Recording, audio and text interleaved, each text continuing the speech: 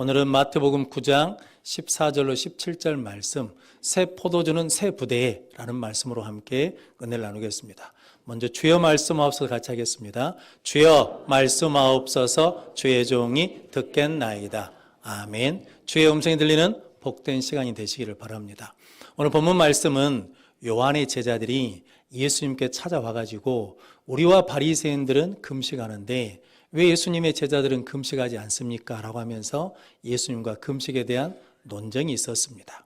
이를 통해서 예수님이 가르치심이 있으시거든요. 그래서 오늘 본문 말씀을 통해서 예수님의 가르침이 어떤 것인지 함께 은혜를 나누므로 우리 모든 성도들이 삶의 자리에서 예수님의 가르침에 대해서 믿음으로 응답하고 믿음으로 승리하는 우리 모든 성도들 되시기를 바랍니다.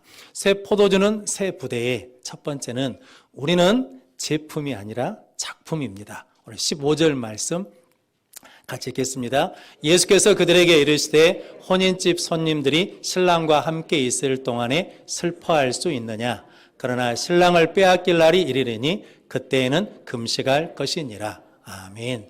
예수님께서 세리 마태를 부르셨습니다. 마태가 예수님을 따르면서 잔치를 베풀었거든요. 마태의 친구 세리들이 와서 함께 있을 때 예수님이 그 세리들과 함께 제자들과 함께 식사를 하고 있었습니다. 그때 요한의 제자들이 찾아와가지고 우리와 바리새인들은 금식하는데 왜 예수님 제자들은 금식하지 않습니까? 라고 비난하거든요. 실은 제자들을 비난하는 게 아니라 예수님을 비난하는 거거든요. 예수님이 랍비라면 메시아라면 금식을 가르치고 금식해야 되는데 왜 지금 이렇게 먹고 마시고 있느냐라고 따지는 겁니다. 유대인들은 원래 율법에 하나님께서 7월 10일 속죄일에 금식하라고 말씀하셨습니다. 그래서 속죄일에 금식을 합니다. 또한 유대인은 불임절을 기념해서 금식을 합니다. 불임절은 무엇을 기념하냐면 페르시아 시대 때, 즉 에스더 시대거든요. 모르드게와 에스더가 페르시아에 있을 때 하만이라는 사람이 음모를 꾸며가지고 유대인들을 다 죽이려고 했습니다. 그것을 한 에스더와 모르드게가 금식해가지고 그것을 도리어 역전승하는 역사가 있었거든요. 그것을 기념해서 불임절 금식을 합니다. 또한 유대인들은 바벨론에 의해서 예루살렘 성이 함락됐을 때 그것을 기념하며 그것을 기억하기 위해서 그날을 기억해서 금식을 합니다. 또한 바리새인들은 일주일에 2번 화요일, 목요일 날 금식을 한답니다. 그건 뭐 때문에 금식하냐면 모세가 시내산에 올라가서 십계명을 받아서 내려오는 것을 기념해서 금식한다라는 거거든요. 이처럼 유대인들은 금식이 내가 얼마나 하나님을 잘 믿고 있는지 내 신앙이 얼마나 경건한지를 재는 잣대와 같다라는 거거든요. 그런데 예수님과 예수님의 제자들은 금식하지 않으니까 왜 우리가 하는 금식을 안 하냐라고 하면서 이제 예수님께 비난하는 거거든요. 그 이유에 대해서 로마서 10장 2절로 3절 말씀 같이 읽겠습니다. 내가 증언하노니 그들이 하나님께 열심히 있으나 올바른 지식을 따른 것이 아니니라. 하나님의 의를 모르고 자기 의를 세우려고 힘써 하나님의 의에 복종하지 아니하였느니라. 아멘. 하나님께 열심히 있는 것이 귀한 일이잖아요. 그런데 그 열심이 올바른 지식, 하나님의 말씀, 하나님의 뜻을 따라 한 것이 아니라 자기 의를 세우려고 하나님의 의에 복종하지 않게 됐다라는 거거든요. 바리새인과 요한의 제자들은 금식하는 것을 뭐로 생각했냐면 내 신앙이 이 정도다라면서 자기 신앙의 우월감을 나타내고 그리고 우리는 이 금식하기 때문에 의롭다고 하고 우리는 금식하기 때문에 사람들로부터 인정받는다라는 그 생각으로 금식을 가지고 예수님과 예수님의 제자들을 정죄하고 판단했다라는 거거든요. 우리도 그런 경우가 있거든요. 내가 무엇을 배워오면 그것이 다 맞는 걸로 생각해가지고 그렇게 하지 않으면 틀렸다고 말하고 내가 하는 것을 하지 않으면 믿음이 없다라고 판단하고 정죄하는 경우가 있거든요.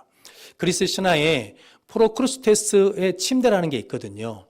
프로크루스테스라는 거인이 있었답니다. 그런데 언덕 위에 사는데 언덕을 넘어가는 사람들한테 강도짓을 하는 겁니다. 근데 어떻게 강도짓을 하냐면 사람을 잡으면 자기 침대에다가 눕혀봐요. 그래서 침대보다 사람이 크면 잘라서 죽이고 침대보다 적으면 늘려서 주겠다는 거거든요. 생각만 해도 끔찍하잖아요. 이게 무엇을 말하냐면 자기 기준, 자기 판단, 자기 생각에 맞지 않으면 남을 함부로 판단하고 정죄한다라는 이야기거든요. 근데 성경은 우리는 그렇게 똑같이 만들어진 제품이 아니고 하나님의 형상대로 창조된 작품이라는 거거든요. 제품은 공장에서 동일한 규격으로 다량 생산하잖아요. 그래서 모양도 같고 색깔도 같고 기능도 같거든요. 그런데 작품은 하나밖에 없는 것이어서 같지 않거든요.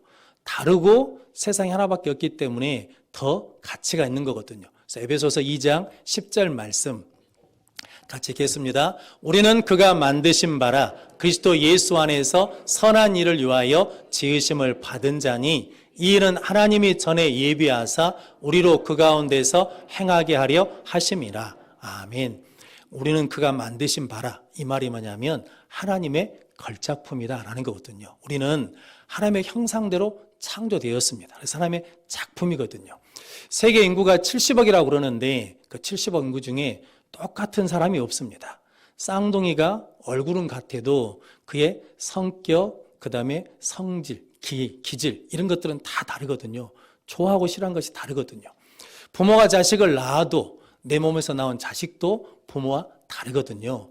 하나님께서 이렇게 모든 사람을 각자 가치 있는 작품으로 만드셨다는 거죠. 그래서 다를 수밖에 없는 거죠. 근데 우리는 다르다 그러면 어떻게 생각하냐면 나와 다르면 틀리다고 생각하는데 하나님은 각 사람에게 맞는 은혜를 주시고 각 사람에게 맞는 방법으로 구원해 주시고 각 사람에게 맞는 방법으로 인도해 주신다는 거죠. 내가 이것을 해서 은혜를 받았으니까 자식한테 너도 이것을 하라고 강요할 수 없다는 거죠.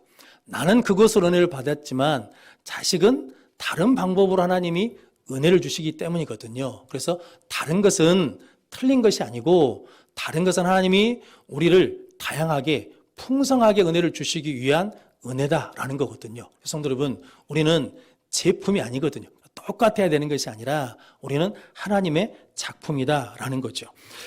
예전에 서울 지하철에서 맨발로 전도하신 최춘선 할아버지라는 분이 계셨거든요.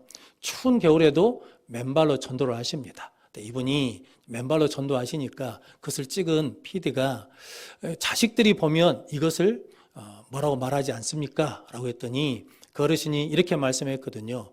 자식의 삶과 내 삶이 다르다는 거죠.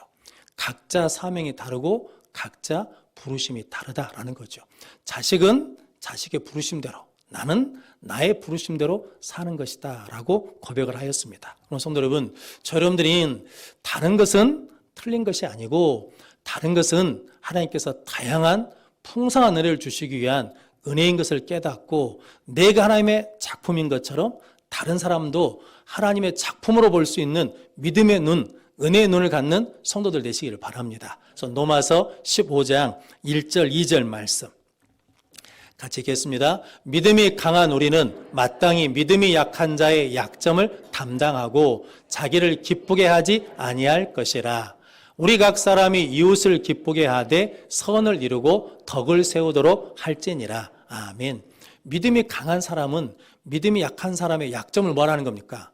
감당하라는 거거든요. 근데 우리는 믿음이 약한 사람의 약점을 감당하는 것이 아니라 나보다 믿음이 약한 사람, 나보다 못한 사람이 있으면 그것밖에 안 된다고 우리는 판단하고 정죄할 때가 많거든요. 그런데 성경은 믿음이 장성한 사람, 믿음이 강한 사람은 나보다 믿음이 약한 사람이 있으면 그 약점을 감당하고 돌보고 섬겨줘야 된다라는 거거든요. 성도 여러분, 우리가 먼저 믿고 먼저 은혜를 받고 먼저 믿음이 자라는 것은 믿음이 약한 사람들을 뭐 하라고?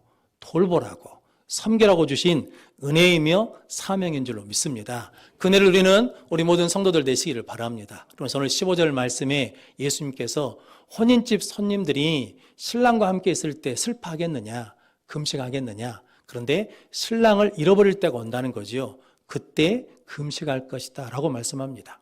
유대인들은 결혼 풍습이 일주일 잔치를 한답니다. 그러면 금식 기간에 있던 사람도 그 결혼식에 참석하기 위해서 금식을 풀고 가서 함께 기뻐하고 함께 식사한다는 거거든요. 그런 것처럼 뭐가 있다는 겁니까? 범사에 때가 있다라는 거죠. 웃을 때가 있으면 울 때가 있고 기쁠 때가 있으면 슬플 때가 있는 것처럼 우리가 금식할 때가 있고 기뻐하고 감사할 때가 있다라는 거죠. 지금은 뭐 할 때라는 겁니까? 예수님과 함께 하니까 기뻐할 때고, 예수님을 빼앗길 날이 있죠. 십자가 못 박아 죽는 날이 오면 그때는 금식할 것이다 라고 말씀하십니다. 예수님도 40일 금식하셨거든요. 그러니까 뭐냐면 우리에게도 금식할 때가 있고 기뻐할 때가 있다라는 거죠. 즉 범사의 때가 있고 각 사람들마다 상황과 정황이 다르니까 내 기준으로 판단하지 마라 라고 말씀합니다. 야고보서 5장 13절 말씀 같이 읽겠습니다. 너희 중에 고난 당하는 자가 있느냐? 그는 기도할 것이요. 즐거워하는 자가 있느냐? 그는 찬송할지니라. 아멘. 고난 당하면 뭐 해야 된다는 겁니까? 기도해야 돼요. 금식해야 돼요. 근데 즐거운 일이 있으면 감사하고 찬양하고 기뻐해야 된다라고 말씀합니다. 성도 여러분, 저 여러분들이 우리 기준이 아닌 하나님의 은혜 가운데 바라볼 수 있는 믿음의 눈을 갖는 성도들 되시기를 바랍니다. 시집 보낸 딸이 뒤로부터 많은 사람들의 단점만 이야기해서 이게 책망한다고, 그래서 친구가 별로 없다는 소식을 들은 친정 엄마가 딸네 집에 찾아갔답니다. 딸이랑 같이 차를 마시면서 창가에 앉아 있는데 이웃집 사람이 나와가지고 빨래를 걸더랍니다. 그랬더니 딸이 그러더란 거예요. 엄마, 저 빨래 봐봐. 더럽잖아. 빨래를 저렇게 깨끗하게 못 해갖고 넣는 것이 말이 된가? 라고 그러더란 거죠. 그때 어머니가 그랬답니다. 친정 엄마가 똑바로 봐봐라. 천천히 똑바로 봐봐. 창이 더러워서 그렇게 보이는 거요 라고 그랬다는 거거든요. 성도 여러분, 우리가 무슨 안경을 쓰고냐에 따라서 보는 것이 달라진다라는 거거든요.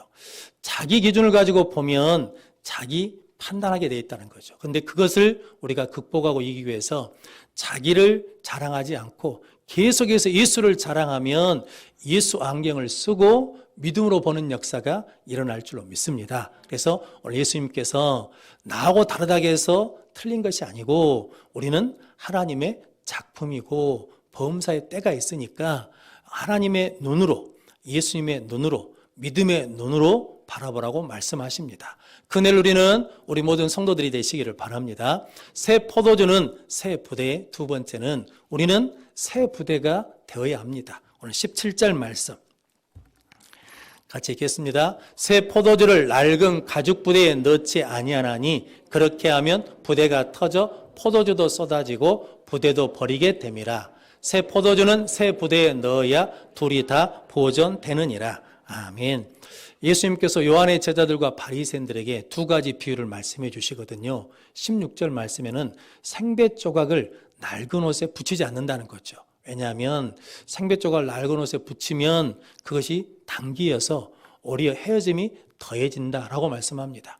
생배 조각은 한 번도 쓰지 않는 천 조각이거든요. 예전에는 기술이 발달되지 않아가지고 물에다 빨래를 하면 옷이 탁 줄어들잖아요. 저도 어렸을 때 어머니가 옷을 사다 줘갖고 빨래를 한 번 하면 치수가 한 치수는 적어지거든요. 그런 경우처럼 이게 생배 조각을 갖다 붙이면 생배 조각으로 빨래를 하면 생배 조각이 수축하면서 낡은 옷을 끌어당기니까 더 헤어짐이 심해진다는 거거든요. 이 말씀의 의미는 예수님이 이 땅에 오셔서 우리를 고쳐주실 때 부분만 고쳐주신 것이 아니라 전체를 고쳐주기 위해서 오셨다는 말씀이거든요. 예수님께서는 우리에게 오셔서 죄를 씻어주시고 우리에게 구원의 옷을 입혀주시기 위해서 오셨다라는 거거든요. 탕자가 아버지를 떠나서 집으로 돌아왔는데 맞이한 아버지가 제일 먼저 한 일이 있습니다. 그게 뭐냐면 가장 좋은 옷을 입히고 가락지를 끼우고 신발을 시켜서 신분을 바꿔줬거든요. 즉 예수님이 이 땅에 오신 것은 우리의 더러운 옷을 벗겨내시고 우리에게 가장 좋은 의의 옷을 입혀주시기 위해서 십자가에서 죽으시고 부활하셨다라는 말씀입니다. 이 이야기가 스가랴서 3장에 있거든요. 여호수아가 천사 앞에 섰는데 몸이 더러운 모습으로 있었습니다. 그때 스가랴서 3장 4절 말씀 같이 읽겠습니다. 여호와께서 자기 앞에 선 자들에게 명령하사 그 더러운 옷을 벗기라 하시고 또 여호수아에게 이르시되 내가 내 죄악을 제거하여 버렸으니 내게 아름다운 옷을 입히리라 하시기로. 아멘. 하나님께서 더러운 옷을 벗겨라. 그리고 내가 네 죄를 제거해 버렸다. 그리고 내게 아름다운 옷을 입히리라 라고 하시면서 입혀주셨다는 거거든요. 이 말씀을 성취하시기 위해서 예수님이 이 땅에 오셔서 우리 죄를 위해서 십자가 달려 죽으셨습니다. 우리의 더러운 옷을 벗겨주시고 죄를 사해 주시고 예수 그리스도로 옷 입는 구원의 은혜를 주신 줄로 믿습니다. 그래서 우리가 그 은혜를 지금 누리고 있다라는 거거든요. 그래서 우리는 옛사람으로 돌아가는 것이 아니라 늘 그 구원의 옷, 예수 그리스도로 옷 입고 거룩한 삶을 살아가는 성도들 되시기를 바랍니다. 그래서 바울은 그런즉 누구든지 그리스도 안에 있으면 새로운 피조물이라. 이전 것은 지나갔으니 보라 새 것이 되었도다라고 말씀합니다. 새 것이 된 이유는 우리가 무엇은 옷을 입고 있으니까 예수 그리스도로 옷 입어서 새 것이 되었다라고 말씀합니다. 여러분들이 이제 바뀐 신분에 맞게 살아가는 성도들 되시기를 바랍니다. 또 오늘 17절 말씀에 새 포도주를 낡은 가죽 부대에 넣지 않는다는 거죠. 그러면 부대가 터져서 포도주도 버리고 부대도 버리게 되어서 새 포도주는 새 부대에 넣어야 둘이 다 보존된다라는 거거든요. 부대를 만들면 옛날에는 병이나 플라스틱이 없으니까 짐승의 가죽으로 담았거든요. 그런데 처음에는 탄력이 있고 신수성이 있으니까 새 포도주를 넣어도 발효가 돼도 견뎌내는 거죠. 그런데 시간이 지나면 뭐가 떨어지니까 탄력도 떨어지고 신축력도 떨어져가지고 포도주가 발효되면 그것을 감당하지 못하면 터져버린다라는 거거든요. 예수님이 말씀하신 낡은 가죽 부대는 어떤 거냐면 이런 의미거든요. 자기 의로 판단하는 것. 그러니까 예수님보다는 자기 생각이 앞서는 것. 즉 다른 말로 하자 그러면 예수님께 내가 맞추는 것이 아니라 예수님 보고 나에게 맞추라고 하는 것이 뭐냐면 낡은 가죽 부대가 된다라는 거거든요. 즉 다른 말로 하자면 예수보다 더 중요시한 게 있다라는 거죠. 그러면 우리의 심령이 낡아지고 낡은 부대가 된다라고 말씀합니다. 신약성경에서 대표적인 게 고르반 사건이거든요. 원래 하나님께서 십계명에 내 부모를 공경하라라고 말씀하셨는데 이게 유대인들이 부모를 섬겨야 될 걸 가지고 하나님 섬긴다고 하면서 고르반 하면 부모를 섬길 필요가 없다라고 하는 전통이 있었다라는 거죠. 그래서 예수님께서 마가복음 7장 8절 말씀 같이 읽겠습니다. 너희가 하나님의 계명을 버리고 사람의 전통을 지키느니라. 아멘. 너희가 하나님의 계명은 버리고 뭘 지킨다는 겁니까? 사람의 전통을 지킨다는 거죠. 하나님의 말씀보다 뭐가 우선이라는 겁니까? 전통이 우선이라는 거죠. 성도, 하나님의 말씀보다 내 생각이 우선이면 그게 뭐가 되냐면 낡은 가죽 부대가 되어서 예수님을 담을 수 없게 된다라고 말씀하십니다. 그럼 성도 여러분, 여러분들은 무엇보다도 예수 중심으로 살아가는 성도들 되시기를 바랍니다. 오직 예수가 증거되기 위해서는 내 생각도, 내 철학도, 내 신념도 내려놓고 오직 예수를 전하는 복된 성도들 되시기를 바랍니다. 그런데 우리는 죄 때문에 이 굳은 마음, 돌 같은 마음을 무엇으로 변화시킬 수 있나라는 거죠. 우리 의지로는 안 된다는 거거든요. 그래서 에스겔서 36장 26절 말씀 같이 읽겠습니다. 또 새 영을 너희 속에 두고 새 마음을 너희에게 주되 너희 육신에서 굳은 마음을 제거하고 부드러운 마음을 줄 것이며 아멘. 새 영을 너희 속에 주신다는 거죠. 그래서 우리 안에 있는 굳은 마음, 돌 같은 마음을 제거하고 부드러운 마음을 주신다라고 말씀하거든요. 성도 여러분, 우리가 성령을 받아야 뭐가 된다는 겁니까? 새 부대가 된다라는 거죠. 부드러운 마음을 갖게 된다라고 말씀합니다. 예수님 제자들은 3년 동안 예수님을 따라다니는데 크게 바뀐 것이 없었습니다. 누가 더 높아지느냐, 누가 더 크냐라는 걸 가지고 늘 다투고 싸웠거든요. 그런데 그들이 예수님이 십자가에 죽으시고 부활하시고 승천하신 다음에 성령을 받거든요. 그래서 예수님께서 내가 떠나는 것이 너희에게 유익이라는 거죠. 왜냐하면 성령을 보내주시기 때문이라는 거죠. 그래서 성령을 받은 다음에 이제 제자들이 예수님을 품고 예수님의 말씀에 순종해서 땅끝까지 복음을 전하러 갑니다. 빌립 집사가 어디에 가냐면 사마리아 땅에 가서 예수를 전합니다. 원래 유대인과 사마리아인들은 원수지간이거든요. 가지를 않습니다. 그런데 성령 임하니까 그 자기 전통이 깨지고 부드러운 마음, 새 부대가 돼서 예수를 담고 가서 복음을 전하는 역사가 일어났습니다. 또한 에티오피아 내시에게도 복음을 전하거든요. 베드로도 누구 집에 가냐면 이방인 고넬료 집에 가서 복음을 전하거든요. 유대인은 이방인과 상종하지 않는데 그것을 깨고 나가거든요. 사도 바울은 유대인이거든요. 베냐민 지파입니다. 그런데 예수님께서 이방인 사도로 불렀을 때 성령 충만함을 받아서 자기의 전통을 깨고 성령 충만함을 받아서 부드러운 마음, 새 부대가 돼서 예수를 품고 전하는 사람이 되었습니다. 성도 여러분, 우리도 이제 성령 충만함을 받아서 예수를 담을 수 있는 새 부대로 거듭나는 우리 모든 성도들 되시기를 바랍니다. 우리도 불편한 나라가 있잖아요. 일본이 불편하고 또 북한이 불편하신 분들도 있거든요. 그런데 성령을 받으면 일본 선교를 위해서 헌신하는 선교사가 있고 북한 선교를 위해서 기도하는 성도도 있는 것처럼 우리도 이제 성령을 받아서 예수를 담는 새 부대가 되는 성도들 되시기를 바랍니다. 그래서 예수님께서 마태복음 16장 24절 말씀 같이 읽겠습니다. 예수께서 제자들에게 이르시되 누구든지 나를 따라오려거든 자기를 부인하고 자기 십자가를 지고 나를 따를 것이니라. 아멘. 누구든지 예수님을 따르려면 자기를 뭐 해야 됩니까? 부인해야 돼요. 그런데 자기 부인이 내 의지로 안 되잖아요. 성령 충만함을 받아야 자기 부인이 되고 자기 십자가를 지고 예수를 따르는 새 부대가 될 줄로 믿습니다. 우리 모든 성도들이 예수를 담는 새 부대가 되는 성령 충만한 성도들 되시기를 바랍니다. 바구니에 이렇게 꽃을 담으면 어떤 바구니가 됩니까? 꽃바구니가 되죠. 바구니에다 생선을 담으면 생선 바구니가 되는 거거든요. 성도 여러분, 부대 안에 무엇을 담느냐에 따라서 그것이 결정되는 거거든요. 우리는 이제 우리 안에 예수님을 모신 예수님의 사람, 예수 바구니가 된 줄로 믿습니다. 성도 여러분, 나와 다른 것은 틀린 것이 아니고 하나님이 우리 각자를 하나님의 작품으로 지으셨다는 거죠. 그래서 다양하고 풍성한 은혜를 주시기 위해서 각자에게 일하시는 방법이 다르다는 것을 깨닫고 믿으면서 우리 모든 성도들을 섬기고 격려하는 성도들 되시기를 바랍니다.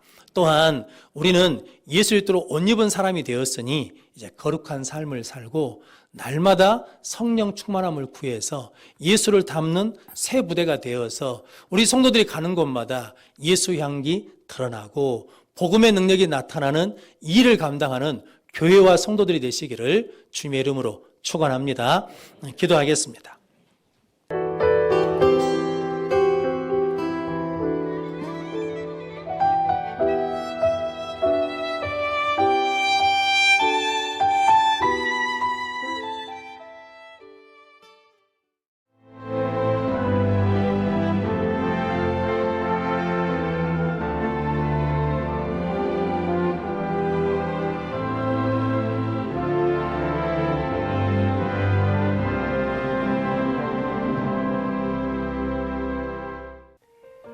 CBS를 사랑해 주시는 전남 지역 청취자 여러분, 안녕하십니까?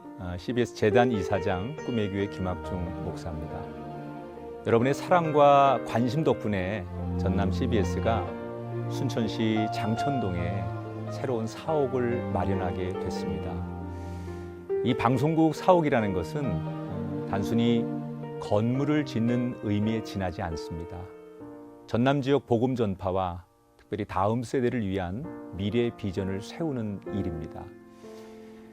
코로나19로 모든 활동이 중단되고 또 관계가 단절되는 상황이지만 우리 CBS 방송만큼은 우리의 발길이 닿지 않는 곳까지 구석구석 하나님의 말씀을 전하는 위대한 힘을 지니고 있습니다.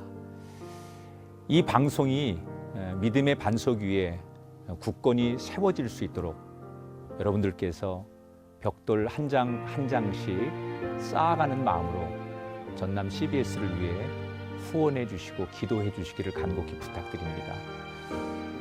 여러분의 이 작은 행함이 CBS를 통해서 교회 공동체를 회복하고 누군가의 믿음을 소생시켜 줄 굳게 믿습니다. 여러분 한 분 한 분을 축복합니다.